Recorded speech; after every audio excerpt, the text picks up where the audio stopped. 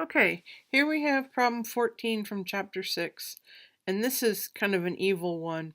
But anyhow, we have the probability of the absolute value of y minus x is less than a. So we've got two joint variables working together. We want the probability that x is between y and y plus a, plus the probability that that y is between x and x plus a. So that's a double integral the first one going from 0 to L, second one going from y to the minimum of y plus a and L of 2 over L squared dx dy. Now the L squared comes from 1 over L times 1 over L. The 2 comes from the fact that it's the absolute value, that you're actually combining two pieces. It's a little different from what we do in the single variate case, but this is what we have. So I'm going to pull the 2 over L outside of the integrals, and now we have them broken out going from 0 to L minus a, and then from y to y plus a. Then the second set from L minus a to L, and then from y to L. Okay, and these inner ones have to do with that minimum, so you're evaluating it from the first one from y to y plus a, and then the second one from y to L. Okay, so what I'm going to do is take each one of these and break it out one at a time. So the first one goes from y to y plus a of 1 dx, and that's just going to integrate to x. I'm going to evaluate that from y plus a to y. So I have y plus a minus y, and that of course is just equal to a. Then the second integral, the one that goes from 0 to L minus a. Now I have the a in there, and it's dy, because it's the outer integral. So I have ay evaluated from L minus 1 to 0. But that's just a times L minus y, L minus a minus 0, or a times the quantity L minus a. Okay, so that's the leftmost sets. Now we're going to go to the right, and we're going to do the inner integral. Let me scoot this down a little bit. Okay, so we're integrating from y to L of 1 dx, and that gives us, we're back to x again, evaluating from L to y, and that just gives us L minus y.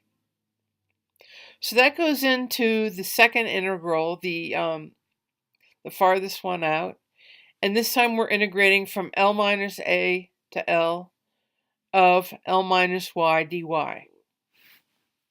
So we're going to have, when I do the integration, I have Ly minus y squared over 2.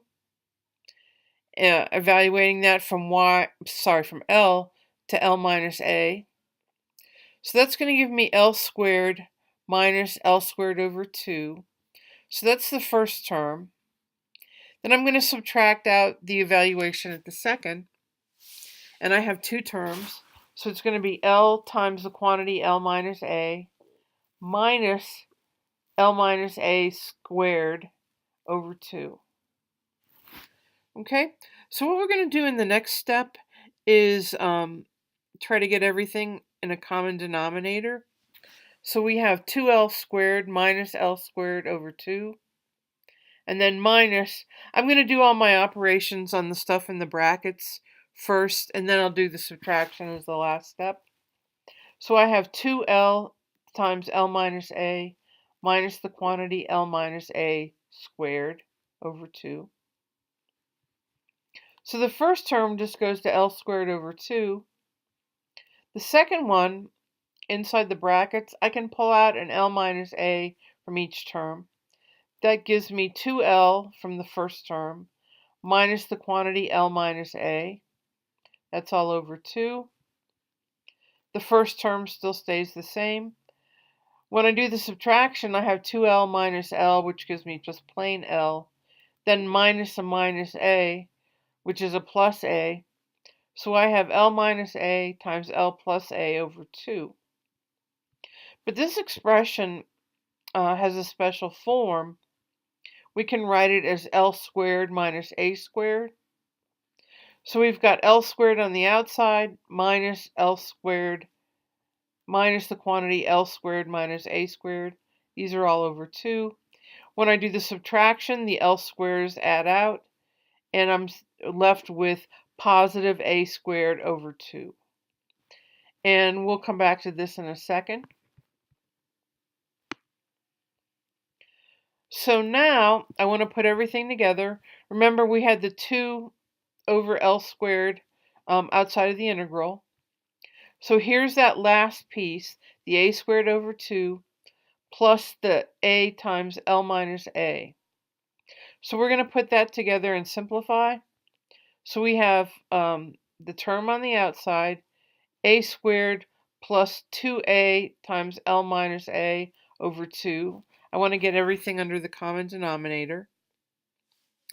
Then I'm going to factor, I notice that there's an A in each term. I'm going to factor an A out. So I have 2A over L squared times A plus 2L, 2 times the quantity L minus A over 2. And when I do the subtraction here, I have 2L minus A.